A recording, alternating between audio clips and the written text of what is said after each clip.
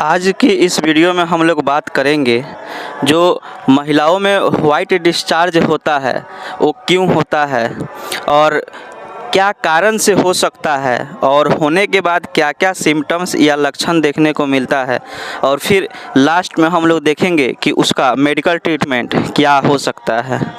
तो ये जो वाइट डिस्चार्ज होता है उसको मेडिकल टर्म में हम लोग ल्यूकोरिया बोलते हैं। यह महिलाओं में देखने को मिलता है। इसी के बारे में आज के इस वीडियो में हम लोग बात करेंगे। तो आइए शुरू करते हैं इस वीडियो को।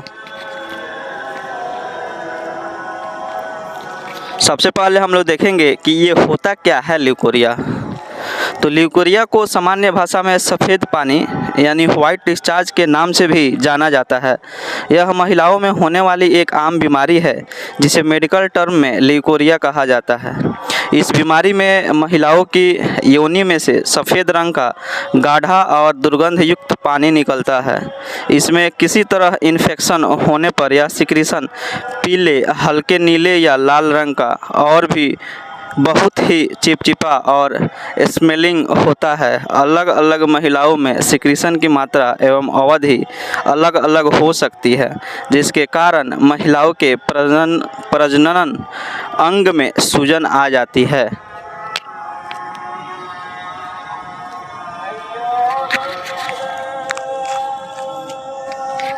कुछ इमेजेज आप देख सकते हैं कि इस कंडीशन में क्या देखने को मिलता है।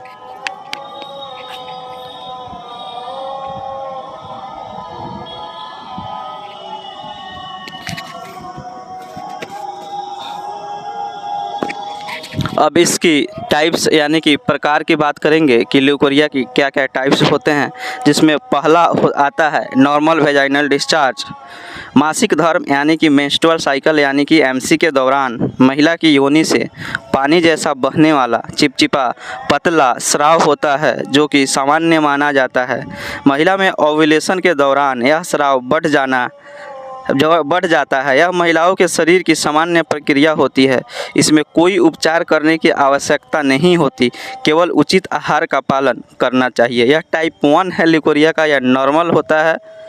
इसमें कोई भी बाहरी मेडिसिन का प्रयोग नहीं करना चाहिए।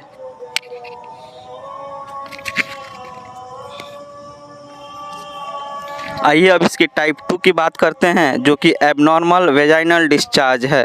यह मुख्य रूप से बैक्टीरियल इन्फेक्शन के कारण देखा जाता है, जिसमें सिक्रीशन का कलर असामान्य पीले, नीले तथा हल्के लाल रंग का गाढ़ापन लिए हुए बदबूदार पानी बहता है, जिसमें ईस्ट इन्फेक्शन भी हो सकता है। Bacterial infection, fungal infection, vulvovaginal candidiasis, trichomoniasis, ये सारे कंडीशन देखने को मिल सकता है।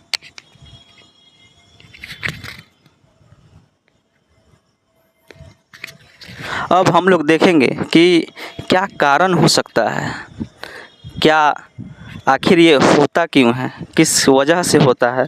जिसमें पहला है बैक्टीरियल इन्फेक्शन, दूसरा है fungal infection like vulvovaginal candidiasis, trichomoniasis, STD sexually transmitted disease, hormone imbalance, hormonal का इम्बैलेंस होना, constipation, diabetes, anaemia, UTI urinary tract infection, intestinal worm infection, excessive use of contraceptive pills,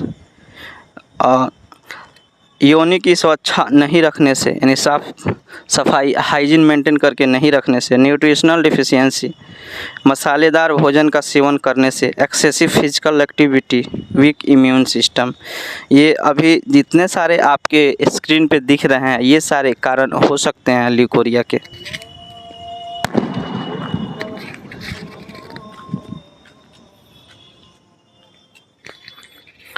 अब हम लोग लक्षण देखेंगे कि क्या क्या अगर ये ल्यूकोरिया हो गया किसी भी महिला को तो लक्षण क्या क्या देखने को मिलेगा। जिसमें पहला लक्षण है सिवियर इचिंग इन वेजाइनल एरिया, बार बार पेशाब का आना, शारीरिक कमजोरी महसूस होना, डिजीनेस यानी कि चक्कर आना, नोजिया एंड वोमिटिंग, जी मचलाना और उल्टी होना, शरीर में भारीपन जैसा महसूस होना, वेजाइना से पीले, नीले और लाल रंग का स्राव आना, एनोरेक्सिया यानी भूख नहीं लगना, वज़न में कमी वेट लॉस, कमर में दर्द, हाथ पैरों में दर्द होना।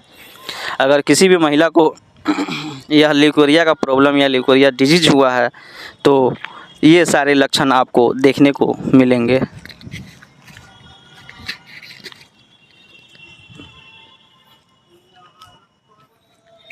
डायग्नोस क्या क्या कर सकते हैं ल्यूकेरिया में, जिसमें पहला है हिस्ट्री टेकिंग, दूसरा फिजिकल एग्जामिनेशन, उसके बाद रेडियोलॉजिकल एग्जामिनेशन जिसके अंदर अल्ट्रासोनोग्राफी और सीटी स्कैन एमआरआई वगैरह आता है। ब्लड टेस्ट में हम लोग एचबी, डब्ल्यूबीसी, प्लेटलेट और सीबीसी करा सकते हैं। यूरिन एग्जामिनेशन और वेजाइनल एग्जामिनेशन, ये सारे हम लोग डायग्नोस कर सकते हैं या करा सकते हैं ल्यूकेरिया केसेस में।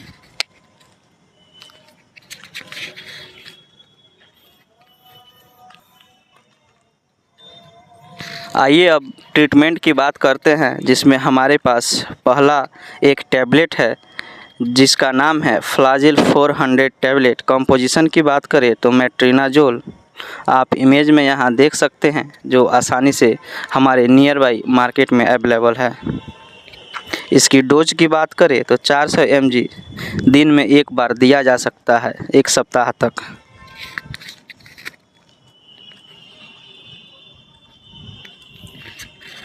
नेक्स्ट जो मेडिसिन है हमारे पास वो एक टैबलेट के फॉर्म में ही है, जिसका नाम है टिनिबा 500 टैबलेट। जिसकी कंपोजिशन की बात करें तो टिनिजाजोल, आप यहाँ इमेज में देख सकते हैं, जो आसानी से हमारे मार्केट में अवेलेबल है। इसकी डोज की बात करें तो 500 mg दिन में एक बार या 2 या 3 दिन तक दिया जा सकता है।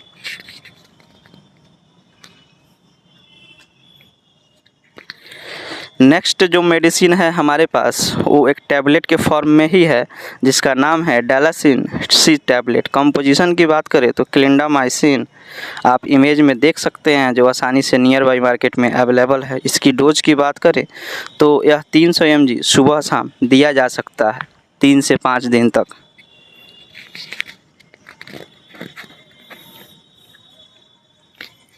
नेक्स्ट जो मेडिसिन है ये भी टैबलेट ही है, जिसका नाम है फ्लूको 150 टैबलेट। कंपोजिशन की बात करें तो फ्लूकोनाजोल, आप इमेज में यहाँ देख सकते हैं, जो आसानी से अवेलेबल है मार्केट में। इसकी डोज की बात करें तो 150 mg यह दिन में एक बार दिया जा सकता है। ध्यान रहे इस मेडिसिन को प्रेगनेंसी में नहीं देना चाहिए।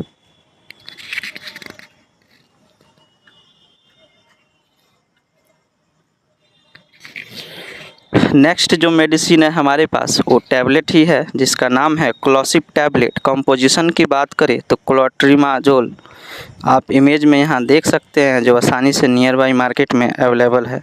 डोज की बात करें तो 100 mg इसको दिन में आप एक बार दे सकते हैं। इसको 1 सप्ताह तक दिया जा सकता है।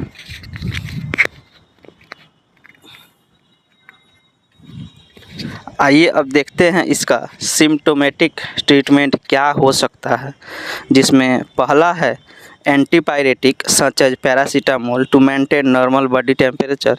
हम लोग सिम्टम्स देखेंगे कि अगर बॉडी का जो टेम्परेचर है अगर ज़्यादा है तो उसको कम करने के लिए हम लोग एंटीपायरेटिक मेडिसिन का प्रयोग कर सकते हैं, जैसे कि पैरासीटामोल। दूसरा है हमारे पास सिम्टोमेटिक ट्रीटमेंट में anti emetic to control nausea and vomiting such as ondansetron. हम लोग वोमिटिंग और जी मिचलाना जैसा अगर हो तो उसको कंट्रोल करने के लिए हम लोग ऑन्डेंसेट्रॉन मेडिसिन का प्रयोग कर सकते हैं। उसके बाद जो सिम्टोमेटिक ट्रीटमेंट में हम लोग कर सकते हैं वो है मेंटेन वेजाइनल हाइजीन को मेंटेन करके। उसके बाद लास्ट है don't use spray and soap.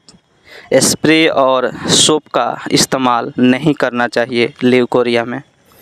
तो ये सारी जानकारी थी, किसी भी महिला को अगर ल्यूकेरिया यानी वाइट डिस्चार्ज की प्रॉब्लम है तो वो किस कारण से है, क्या क्या लक्षण देखने को मिलता है, और फिर हम लोगों ने देखा कि उसका ट्रीटमेंट क्या हो सकता है।